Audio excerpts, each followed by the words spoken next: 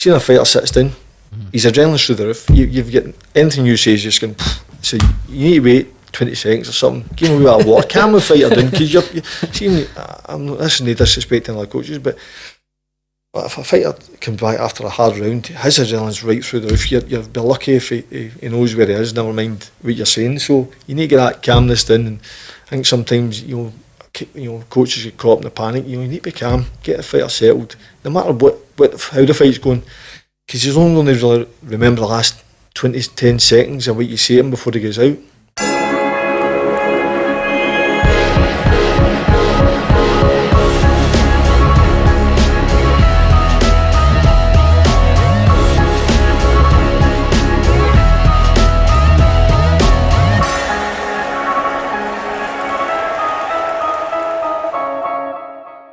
Yes, we are back at it, the real life, and this week's guest, yes, I've got him, it's Craig Dickson. How you doing, my man? I'm very well, thanks very much, yeah. How's life treating you?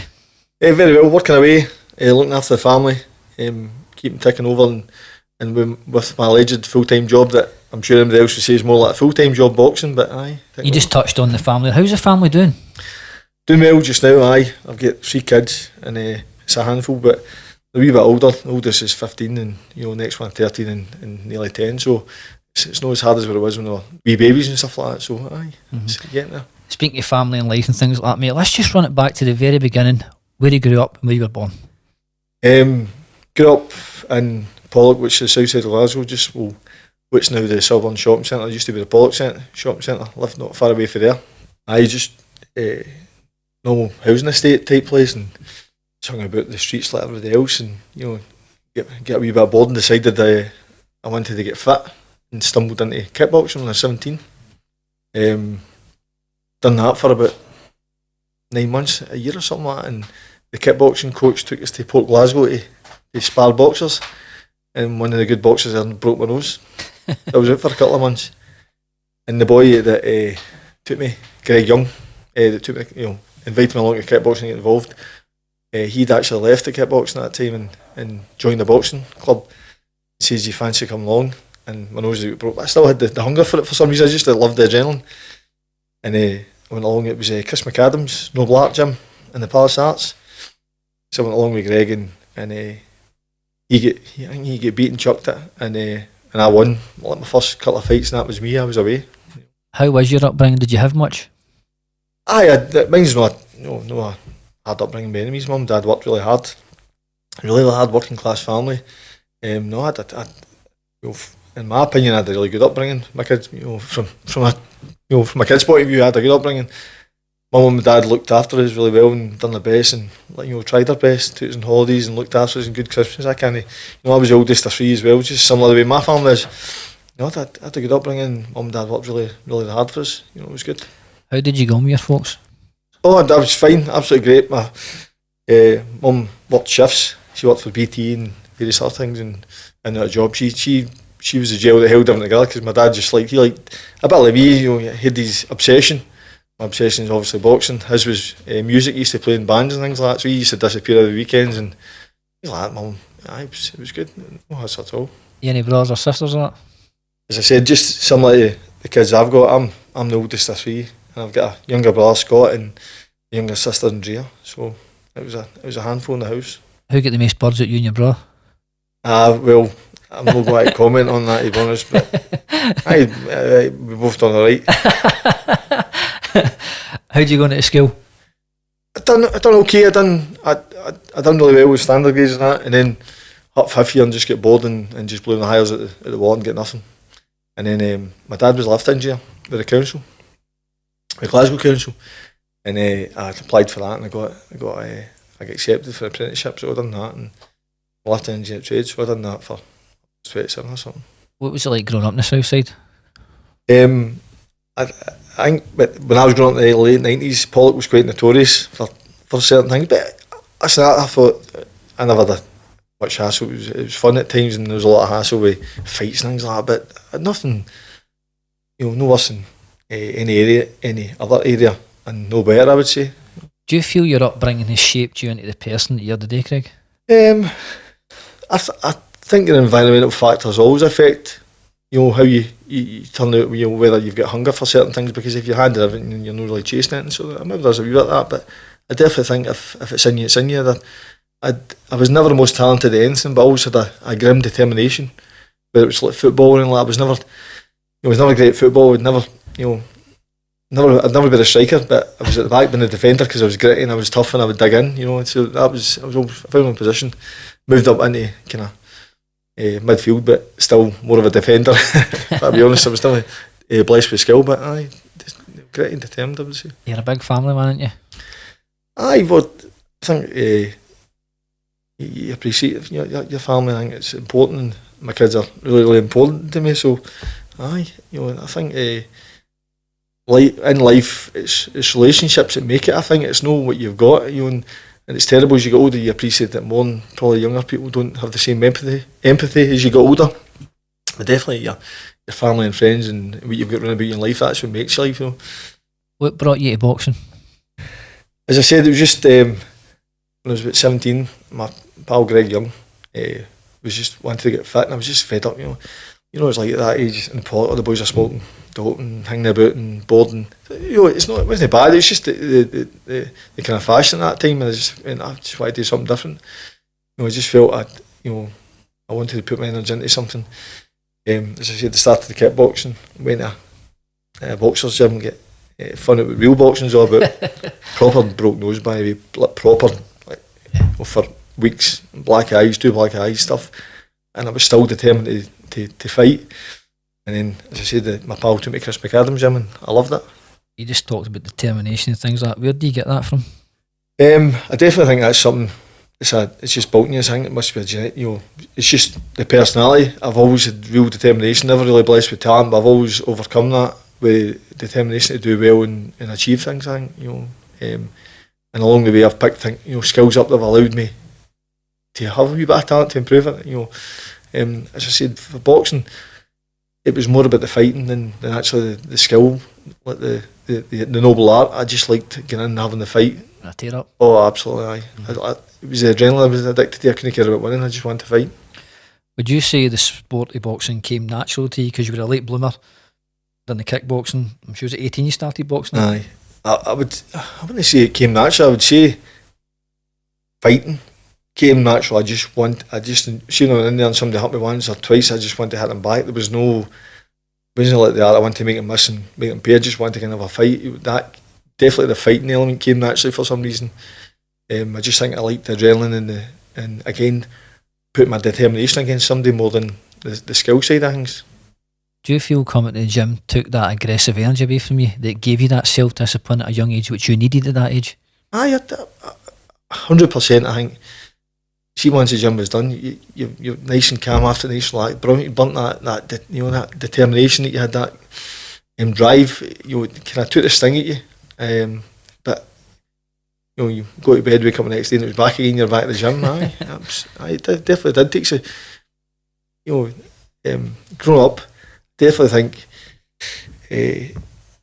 See, being in the boxing gym, and that you never involved in hassle outside. I definitely think it does just takes that sting away from like that any hassle outside type thing. You know what I mean? Gives you that balance in life. Aye, I was never in a lot of fights, but I was in fights at school and things like that. I was never a bad boy or anything. No in comparison. I'm no saying I was a fighter or anything like that. But definitely, it definitely takes a sting at you, the boxing. And let's see if there's an altercation or something. You're just like, I don't need it. It's nothing to me, but I had it in the gym day in, day out. I don't need it. You still in love with the sport, aren't you? Oh, still obsessed. I absolutely eat, sleep, and breathe it. It's just again, it's the adrenaline addiction that maybe I don't get. As a coach, I don't get the same adrenaline high as a fighter. Certainly, it's replaced it. The highs that I've had with the fighters I've got. Forgot about it. Fighting is long forgot about. You turned pro in 2002 against Paul Rushton. You got him out of there in 2. Yep. How good was that feeling that you'd turned pro? You had done it. Aye, that was amazing. The thing with that as well, that was a debut for Paul Rushton, if I remember correctly, as well. Aye. So it was an unknown quantity. It wasn't like just getting a journeyman. So I was like, a lot, really nervous about it. And I'm sure it was body shots I done with. It was body shots, and it was good. It was just one of the ones. See, because I came so late to boxing, always felt a drive to prove myself, because I was going against, particularly amateurs, I was going against boys that had been boxing since they were 9, 10, 11, 12, 13, junior champions, junior ABA, and I did feel that when I hit boxing at 18, by the time I get past the novice stage, I did feel as if I still wasn't quite, I still didn't quite get the status as a boxer, because I'd started so late. So, getting in, I'm managing to get, get a good amateur fights and being able to turn pro. I just felt I'd achieved that status. You'd went 12-1-1. You'd beat guys like Ernie Smith, John Hilton, Danny Moore, David Keogh, Tony Montana. It's a name, isn't it? It's a good one, Do you feel beating these guys, not saying you're a journeyman, but it was a good experience and a good education for you to get you into that title contention? Probably looking back now, probably not, to be honest. They were decent opponents, but they weren't anywhere near the level of what Kevin Anderson was. They weren't at that level. If I'm being honest, I wasn't at that level either. I never had the skill set, but I had the determination and grit and heart to fight him, which was the key thing, and that's why Tommy took a chance on me getting in. Looking back in the Kevin Anderson fight, what would you have done different that night, or do you feel just simply beat with the better man on the night? 100% beat with the better man. I think sitting here now, if I could get back, I've no real regrets, because you can't change what happened type thing, but I certainly look going forward and taking the experience I had, using that with my other fights and saying, don't do it the way I did. Try and Kash always says, practice your craft. That is what I should have been done. But I was probably too headstrong. I never really listened to my coaches. I wasn't great that way. I can admit I made a lot of mistakes, which I've learned upon and used. But I never had the, going back to the Kevin Anderson fight. Really, I had the grit and determination I could fight, and I was tough. And I had heart and I had a chin. So that gave me the qualities to get enough to challenge him. But I didn't have the amateur pedigree, so like your Amir Khans and your Kell Brooks and all these guys that came through, amateur champion, champion after year type thing. That's a different level of boxing. See, when you got to championship, did you feel that difference for not having the amateur pedigree against these guys? Oh, definitely. Kevin Anderson's skill set was different quality. Plus, he could punch, and he was like an absolute animal. He could come forward, relentlessly. He was non-stop action. And he had the skills, the experience to boot. He'd boxed all over the world, been at Commonwealth Games. He was one of those fighters that they were all talking about at the time that was going to go to the top. From an Anderson fight, you fought guys like Darren Gethin, Mark Marshall, Francis Jones, Billy Smith, Michael Loma. Out of these names I just mentioned, who's the best you faced in that category? I mean, like Michael Lomax was definitely the most skilled. He was an ABA champion. He'd boxing down to a T, hit and no get hit type thing. Wasn't a fighter. He was good. Fought Mark Thompson at the end. He was a puncher. Never caught me the chin, but got me the body. He was good. Probably say them all. You need to say Kevin Anderson was the real top quality of them all. With the pedigree and what he'd done. As a pro. Well, he was the best. Looking back on your career, were you content with your achievements? As I said, that I talk about regrets. Probably there are no regrets. The learning curves is from me when I fight, I turning it into a positive as a coach. But I don't really have any regrets. I always say I gave it a good go. I just was not good enough. I just never had the skill, the talent. I never. Sometimes I can say it now. My attitude could have been questioned. I never listened to the coaches very well.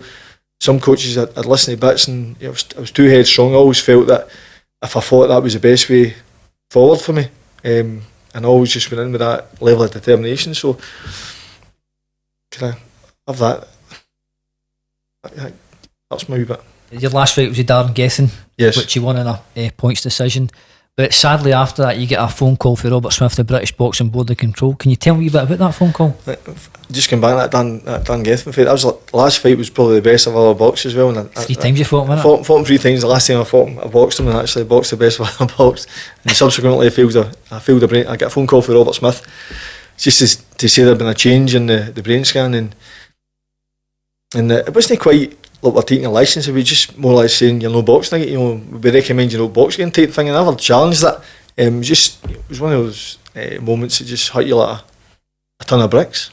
Did that situation come as a shock to you?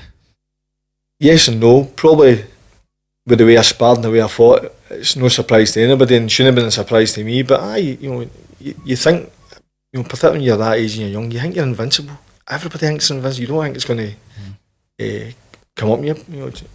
For example, the situation with Kash, you think at that age, take on the when you're world. young, you just don't think it's going to happen. And I was devastated. No matter what way I look at it, I still had aspirations of being a champion and going on. Even if I look back in hindsight, it was stupidity. What happened to me was the best thing. That field brain scan is the best thing ever happened to me, purely on the basis that at that time I think I had 2 kids. A family. What am I boxing for? I'm not making a fortune at it. I'm doing it because I loved it. But there's only so many punches you can take to the head. There's only so many times you can keep. They talk about going into the well, but there's a bit of surprise obviously because there wasn't a lot of fights that were going to well, but I did have a lot of hard fights for the point of view that I took shots in the sparring. I loved getting in, and as I said, I would take one to get one, or take a few to even get one on. So it's probably no surprise, but it was devastating. Aye. See, for that phone call, did you get a fright right away when he said that to you? Aye, but there was a stupidity thought as well, because I was thinking, it's rubbish. I'll prove us wrong and all that. And for ages I was still sparring. I was stupidly still sparring for maybe a year or two. And I'd get running. I'm like, I can come back here. This is just. And then eventually, reality kicked in. I'm like, what am I doing? And I stopped sparring. I stopped doing everything. And I sat in the house for a couple of years, bored. How did that affect you mentally and emotionally? Because this is what you've done all your life, and that to be took away from you. How did that affect you mentally and emotionally? Oh, it's devastating though. It's the only way I can compare it, but it's not a comparison at all. But like you're institutionalised, like guys that get in the army, and all they're doing is that, and they come out to find it hard. All I'd done was eat, sleep, boxing. I was I was working during it as well, but like weekends and nights, everything was just consumed with boxing. So to go from 100 mile an hour boxing to nothing, it's kind of you're left with a kind of a loss, an empty loss. I talk to a lot of fighters, and they find it very hard to me explain that buzzy fighting just before that first bell goes, you're ready to pull that pin. There's no feeling like it in the world. How have you replaced that feeling with the buzz, the fans? How have you replaced that since you retired? So as I said, I think once I retired, I spent a couple of years not sure what to do, and I was going to run and still doing punching the bag and stuff like that. And then my amateur coach, who'd went with Chris McAdams, got a gym just something that's still no far from me. So I thought I'll go up and help him. And I went up and I was just helping the amateurs, and as much as I liked helping them, I found that I'm no great as an assistant. I felt I had to do it myself, and I went up to Colin Belshaw's gym after a couple of years, a year or two, and I was in there just helping along, and a boy, Stephen Ray, had been looking to turn pro, and he had a couple of issues himself with medicals, but it all get cleared up. He got his licence, and I was saying, I'm saying if you want. See, once I started training him just one-on-one, just that replaced it. I get the buzz and the enjoyment. Did you forget about it then? It became a distant memory. That's it. It's changing the mindset for wanting to fight to thinking about how to coach a fighter, how just taking away that thought of how to fight and just thinking, how can I make this fighter better? And that's what I was doing. I probably made a lot of mistakes with Stephen because he was the first one in the door. I'm sure he'll mention that. I made mistakes with everybody, I suppose, but certainly more with Stephen. But he had a couple of fights, and people were saying, he was looking good, and that gave me a buzz because I think, I've made a difference there. You miss fighting? No. I actually, if I'm being honest, I kind of regret it. To a certain extent, I regret it on the basis that. Why is that? Well, see the field brain scan. I worry now because I'm 43 in a week or so, to a couple of weeks' time.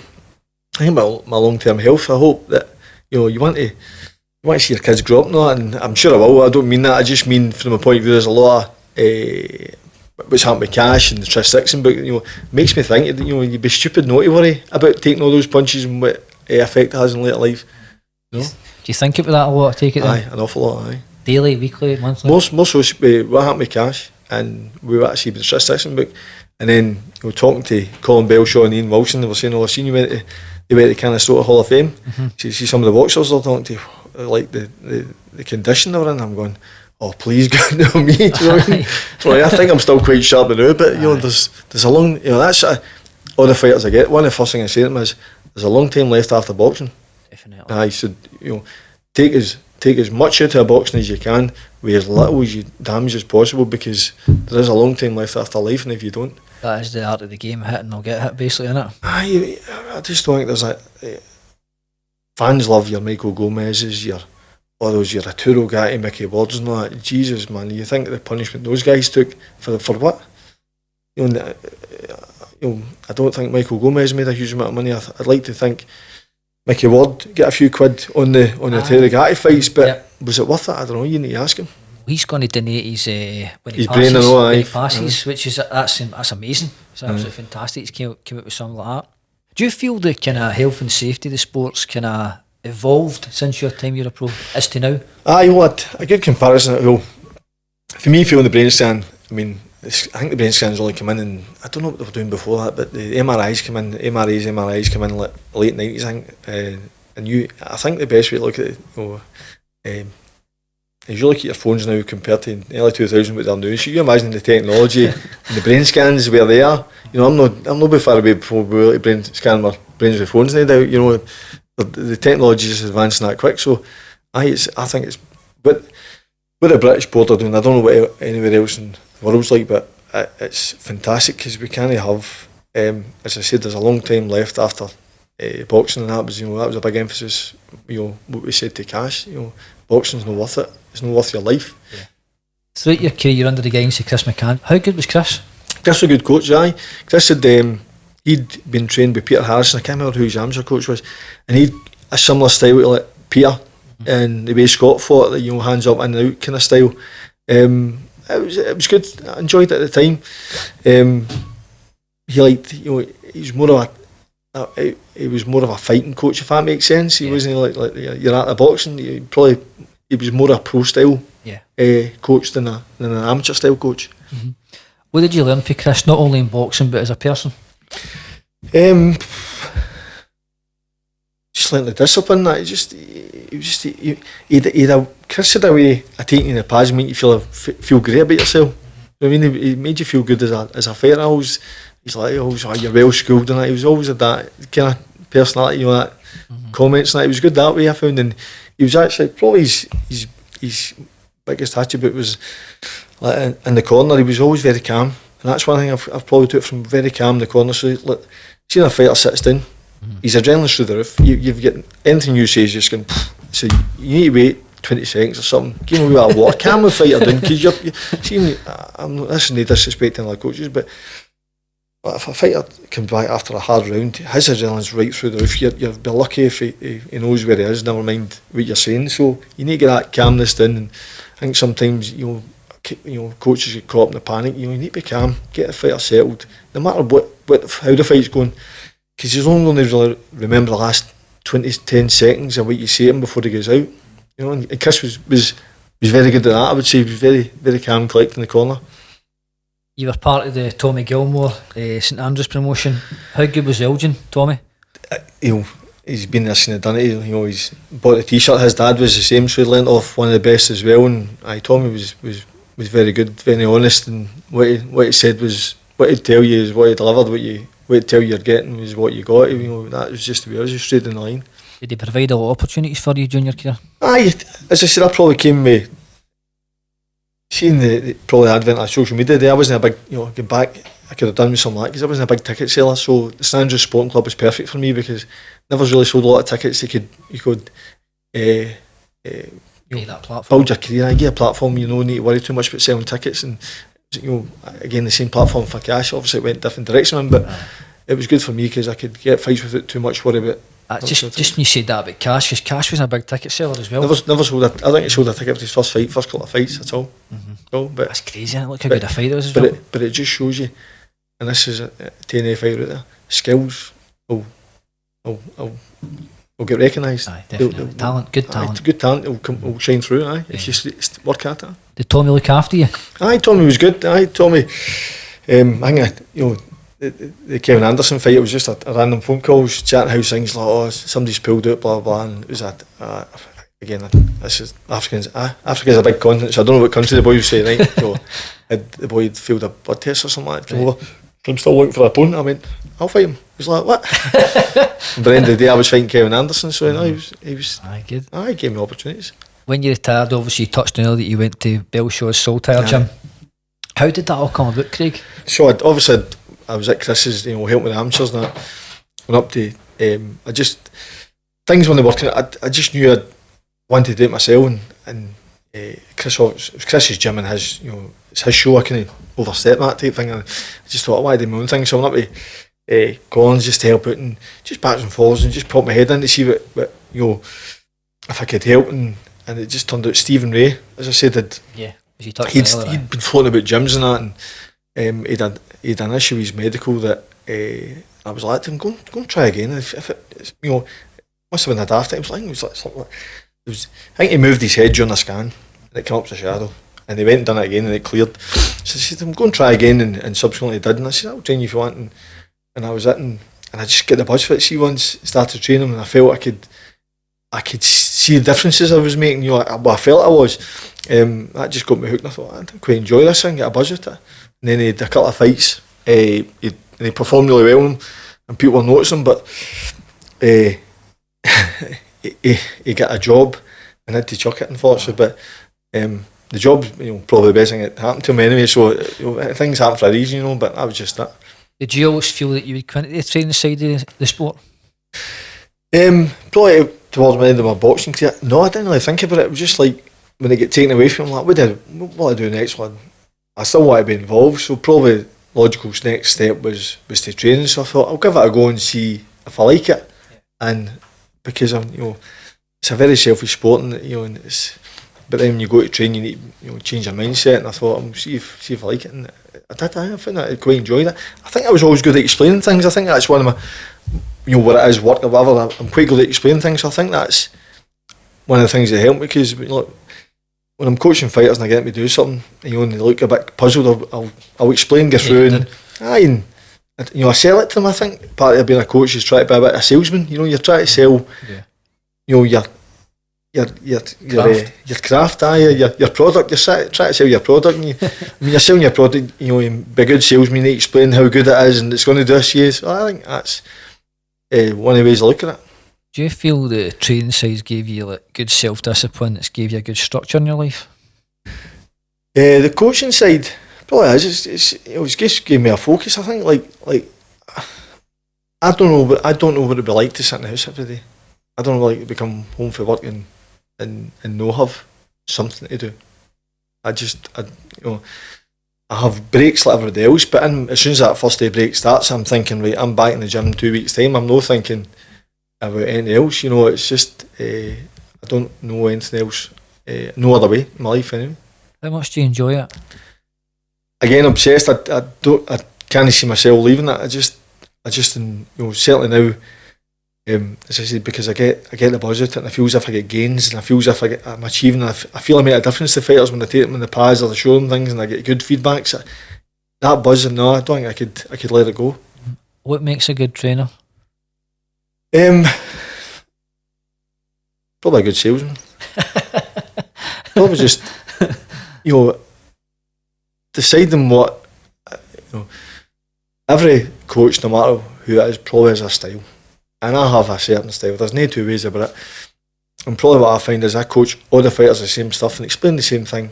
But I don't try and pigeonhole them. I just show them the stuff and then let their physical attributes, because everybody's different. Some are 6 feet tall, some are 5 foot, whatever. So, and just let them go. I think that's what makes a good trainer. No try to restrict them. Just let them. There's a few things. I definitely find Boris is good at one thing. Kash is good at something else. Kash could never get this, but Boris gets it dead easy. You know what I mean? There's just, everybody's different. Do you feel you're always evolving as a trainer? Aye, there's no two ways about it. You're always.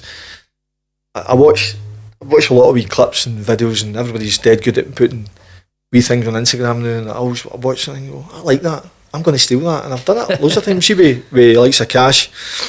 As Kash evolves a fighter, I knew I had to take him down to different gyms, training and sparring. And there's no two ways. Every gym I went to, I was just shooting things up. I went into Neil Fannon's gym. He's been there, seen and done it. He's had quite a few fighters, a European champion. That his name will come back to us who he had, but picked things up for him, just wee bits and pieces and piecing it together. Aye, other gyms, been to Gallagher's, been to Golden Gloves, Wayne Smith and that. You can't help but pick these things up, and even like Everton Red Triangle, Paul Stevenson. his fighters, one trait they do is see when they grab on, I can hear him shouting, walking back the ropes. It's a good idea. I know exactly what he's doing with that. I know exactly what his mindset is. If you're in a fight and you get into a clinch, you just walk your opponent right back to the ropes. As soon as that ref shout break, there's only one person in the rope. Who's got the advantage? Like, the thing is just be. Traits. Definitely, there's no two ways about it. What do you need to do is improve as a trainer in your eyes? Probably just getting the balance of the relationship. See, everybody's different. It's hard. You want to be close to your fighter. And there's no two ways you get dead close to your boxers, but it's just trying to draw that line where it becomes too close. I think you just I find it hard trying to find that balance of being their coach and being their pal. And it's trying to get that balance, having the right respect as well, and that's quite a difficult thing because I like a bit of banter, and sometimes I think, that's a mistake sometimes because it allows a fighter to get too familiar sometimes, and I can tell, let's see, you get into like Joe's gym and that, there's no banter, it's just seriousness, it's all work. And I get that, but I'm slightly different. I like, even at my own workplace when I was an engineer, you like a bit of banter, that broke up the monotony, and it's hard not to. See, if you want it more than the fighter, does that create a problem? Oh, that's really bad. You're going to be full of disappointment then. And that's one mistake I can make. I find myself I do. Particularly when you see a fighter's got talent and they've got the ability. And how many people do you grow up with were great at football and just blew it? You hear that all the time. Exactly, and it's the same with boxing. It's trying to find. Again, you keep looking for the tools to motivate this person, whoever it is, and you keep. I'm looking for. I change different angles. I go out the person a different attitude. I change the terms. How I talk to them. I'll maybe think of something to try and wind them up or no wind them up. Just try. That's the most frustrating thing, I think. Teddy Atlas always lives with that persona. There's winning, and then there's nothing. Do you believe in that persona, or do you live by that persona? Sorry. Nobody remembers the loser, Teddy, really. And this is what I always say to fighters. And I made that mistake myself because I always thought if I was in good fights, people would that would build my name and put me up. But it's even though winning, you're nothing. That's it can be slightly different depending on the circumstances. Like when Kash lost to Lee. That was one of those very unique instances where I'm back to the dressing room and say to him, I know how down he was. I says, but listen, sometimes a loss can be almost as good as a win. Just wait and see what happens, because as controversial it is, you might find this works out for the best, and it did. But that's just a very unique circumstance because of the way the fight went. But winning's everything. You know how that fight was, but people would Kash win, people would leave and people would a draw.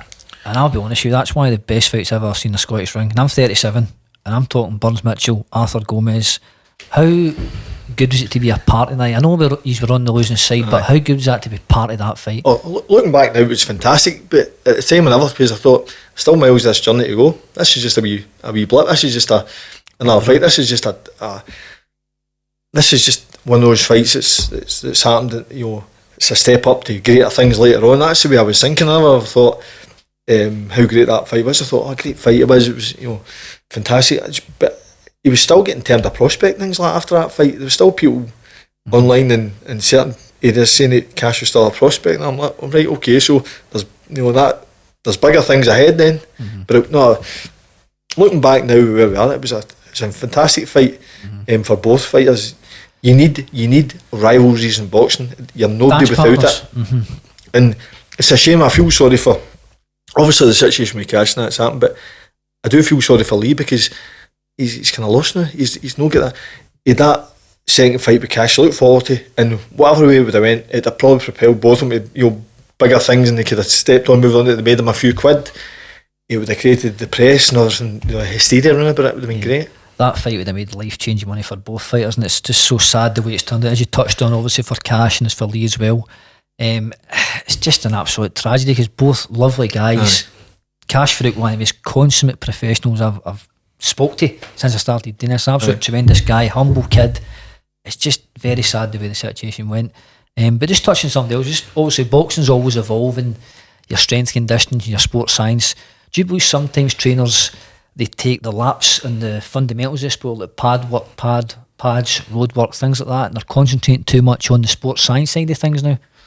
I don't think you can dismiss the sports science. I think you need to be honest. As I said, when you go back to the whole thing about technology and mobile phones and where they're now, you can't ignore it. I think the sports science now and what the experts are telling you. I mean, like, I remember when Ian McLeod, remember Ian, the Commonwealth champion, was training with Chris McAdam, and Ian at that time was very early, brought in a sports scientist or somebody that was really elite in that field, and he had Ian doing sprints. And I remember at the time Chris going off his head because he's not doing his road work, no that. I'm like, Chris, and I remember Ian saying, but I'm doing specific, I'm doing what you do in boxing. It's stops, it's high pace, slow pace and mixes, so you can't ignore it. And I think you look at the fighters now, they're athletes, they're not just it's not the same, but it's just, a few rounds in a bag, some road work, some sparring, then not the Ricky Hatton days out there. No, even in the days Ricky Hatton had Kerry Kays and he was doing. But the weight cuts Kerry done with Ricky was unbelievable. Like, Ricky would come into camp weight to take Kerry 2-3 weeks to get him to cut some amount of weight. And probably what you find was, see, because Ricky knew Kerry could do that, Ricky went, I don't need to worry about it, because I know Kerry's got it in the hand, and that, so it's catch 22, isn't it? Do you feel the fundamentals are paramount still in boxing? As I touched on, the shadow boxing, road work, pads? Nah, I think it goes in waves, doesn't it? I think a lot of things, but certainly for where I'm now, I just don't think there's see because of strength condition and fighters now can be so fit, so strong. They're thinking about walking through people now. They're missing. It's actually skills win fights. Most of the time, top level fighters' skills will win the fights. And probably no focusing enough on the art of boxing. Get the art of boxing right, and then increase your strength, fitness and that, but sit and practice. I mean, Kash used to come in, he'd been an hour before me in the gym, sitting in the mirror, slip, roll, slip, jab, sitting, just practicing just the basics of boxing constantly. And I think probably that's a bit of that missing. Probably should be more focused on the art of boxing and not so much on the strength. That's an additional thing to boxing. How crucial is it to get the correct sparring for your fighters, like mimicking those styles? How crucial is getting the right sparring partners in? I'll be honest, I don't think that it has to be a certain style or a certain sparring partner. What I used to say to Kash was, say he was he had a top level orthodox fighter and I had a southpaw fighter to shadow box, but it's not an orthodox. I'm like, well, it's still a puzzle you need to work out, so I don't care if you're fighting an orthodox. And it wouldn't be like I would just spar southpaws for an orthodox fight. I don't mean that. What I mean is I would just get, see with Boris, I would get a mix of different sparring partners, because as much as if you've got a 6 foot, whatever it is, you see you've got a tall fighter, I will try and get tall fighters, but I don't really care about the styles or what it is. I'll just try and put them in with somebody who's got to give them a challenge and get them up for it, because that could be the hardest thing, because you can have the physical attributes, but Kash might not go up for it. He needs somebody who can give him problems. Floyd Mayweather always says, whatever you're good at, I take that away from you.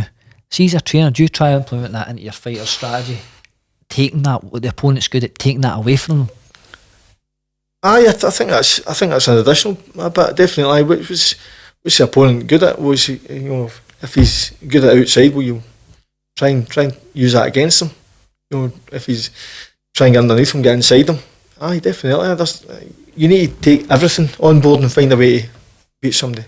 There's a lot of fighters these days, only about twice a year. Do you feel that's damaging for their careers?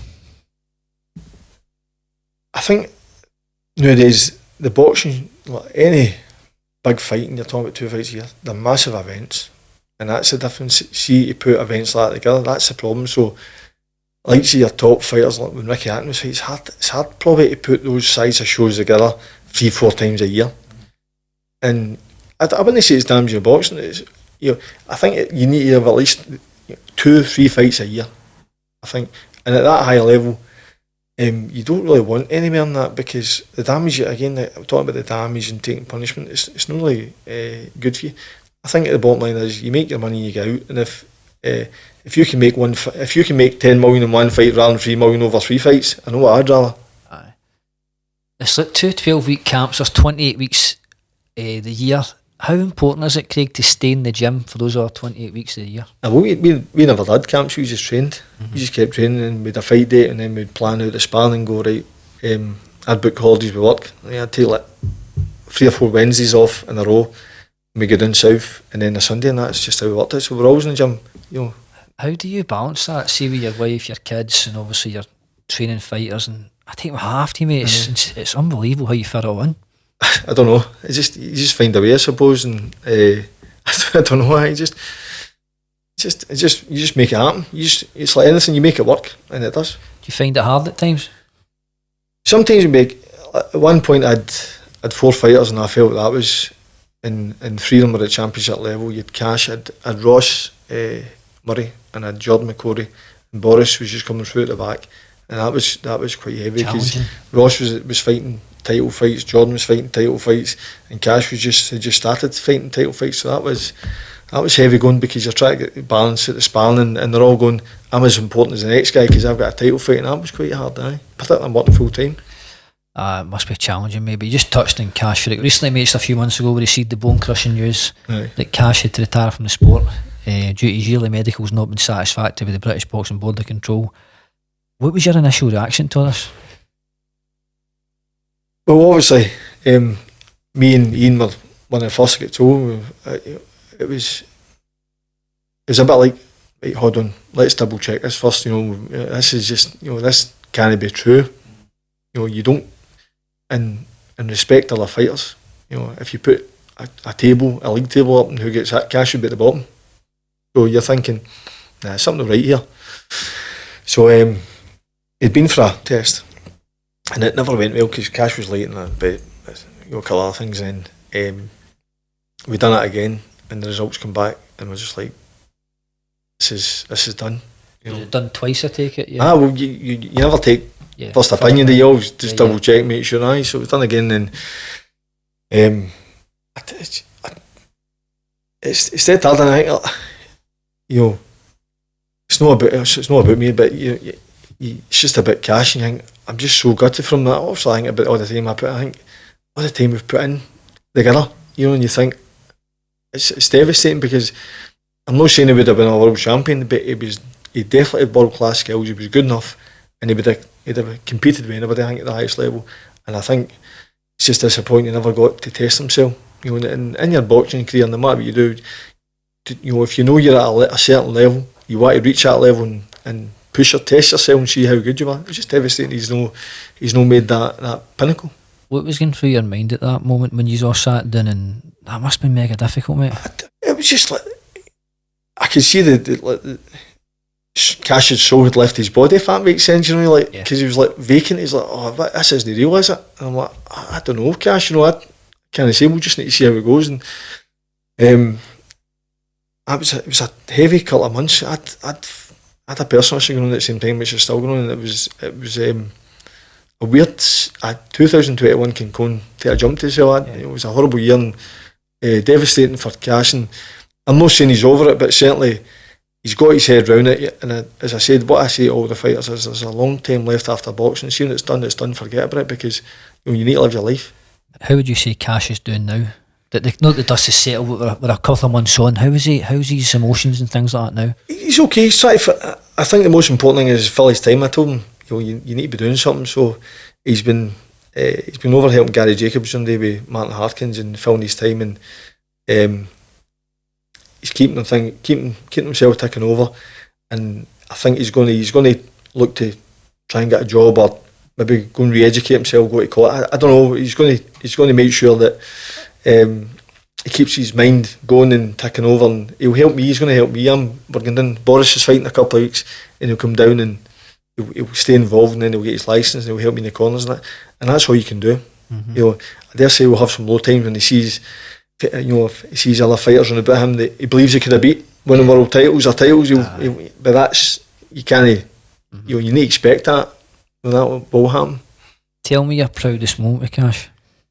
I think, and I like Jamie Wilson. Jamie Wilson's a really nice lad, but I think the way he won the British title was just, there was, see, like, bringing Kash through to him sparring. There was sometimes where I was standing inside the ring and I had to bite my hand because I was watching like the evolve of him. He was just like dismantling. I was just going, having to hide my emotion because he was just not taking a punch, and he was just amazing. And certain levels of fighters we went against, and I just think Kash wasn't that bothered about winning the British title. He's like, I'm like, Kash, listen, win that and keep it. You've no idea how much fighters. I just don't think he'd grasp the history of that belt. But what he done, the way he won the British title was just, never take that away. I think that was brilliant. Do you feel we've seen the best of Kash Farooq, or do you feel it's so much more to give? Well, I think he was 26. Was he coming in his prime years, do you feel, when he retired? I think he was coming in his prime years for the point of view that the hit and no get hit and ability. I think he was developing into a world class fighter, but he would have known how to deal with other world class fighters. And maybe not seen as much of him, he wouldn't have been as gung ho because he's learned, if that makes, at least like Mayweather coming through, he was dead gung ho, and then when he fought Pacquiao, you can see he was just dead clinical and clever, and I think you would have started to see that element for Kash. All the stuff, he well and truly served his apprenticeship to compete at European world level. I think you would have seen that, the better composure. Do you feel he was a world champion in the making? Of course, it's easy to say, but listen, no matter what anybody says, it's like, I was talking to him and I was saying, like, when they talk about you, they'll talk about your skills. A lot of time when they talk about other fighters, they talk about the fights he was in, but there's no talk about that with Kash. They talk about, oh man, you were great, this head movement and that. Whenever I take my gyms, that's all they talk about, other fighters. So I definitely believe he had the skills to compete at world class level. See, when you first seen Kash Farooq, were you blown away how special this kid was? You'll not thank me for this, but probably he was just a wee bit. I think it was 19 when I got him a wee bit. He wasn't ripped as what he was, and probably not as refined, but he had that wee bit of movement that you could just say, oh, there's just something about him, something different. And I loved she likes of James Toney, that kind of style. So seeing I got Kash, I'm like, I'm just going to keep going with this. I'm going to play with this. And it's the way Kash fought inside. Would you? He's similar to James. I'll say if you cut Jake LaMotta and James Toney in half, that's the Kash Farooq style. See, if you think about it from a boxing point of view, you want to impress everybody, the fans, the connoisseurs, and you don't. So fans want to see good fights. So and connoisseurs want the perfectionists of boxing don't want to see you get hit. So he could do both. He could stand in front of you and not get hit, and he could be in exciting fights. That to me is what boxing's all about, and that's what sold him. It's the way we take that half step back to take the sting out the shots coming back. I thought his defence was brilliant. That's I was disappointed sometimes where people are saying he was getting hit with right hands, and I'm going, no, he's actually guiding with his shot, but he could take the sting out a shot with just very slight movement. He's just as I said, it's about, that's something. I'm not saying he's not got talent, but he worked so hard every single day perfecting it. If you could say one word to sum up Kash Farooq, what would it be? One word? Oh, yeah, there's a few words, I definitely think, but grafter. Aye, but you couldn't just give him one word. I don't know if there's, he's grafter, exciting, untouchable. Untouchable. which was is kind of taken for that Nicola Loche. Nicola Loche, is that his name? Probably, I just use that word. How good was the journey? Fantastic. I'm just gutted that went dead quick, but when I look back now, unbelievable. He's as a coach, I'm just a part-time coach. I still work, got my family and all the rest of it, and pay bills, and I'm just I'm just in for the fun. But to be able to get down, particularly during COVID, we got to get into the big shows, and mixing with Usyk and Chisora. How was that experience for you? That was, again, you don't think about the time, and I always say this, to any fight, you don't appreciate your career until you look back. But looking back, it was brilliant. Getting into the XL, and you're sitting having your breakfast with Eddie Hearn was there, and and whoever else was there. Dip his pockets, get his Rolex off him. That I mean, Conor Ben was, It was an interesting experience. It was good. Listen, it was brilliant. See the contacts I've made, and like going in the gyms and the people, and I'm doing that. I'll do that with my fighters going forward. Like, I've had Boris and Galliker's and Alec Matvienko's gym. in Bolton, things like that, so I'll keep doing that. Would you say you spent some of the best times of your boxing journey with Kash Farooq? No two ways about it. It's been the best part of my boxing career so far has been with what Kash has done. People just see the fights, but they don't see the hard slogs and 4 hours in the car. And I'll say, listen to his part, and he'll say, listen to my part. But 4 hours down, 4 hours back, and that you don't see all the stuff that goes on behind the scenes. Jokes and the laughs. Aye, and the tantrums and whatever. No tantrums, but we never felt it. No, just a long. Sometimes it was boring, just a long journeys and things like that. It was just it was hard going. Yeah, any good stories about him? Funny ones. You can share with us, obviously. Don't ask him to say Frank Buglione because he can't say it.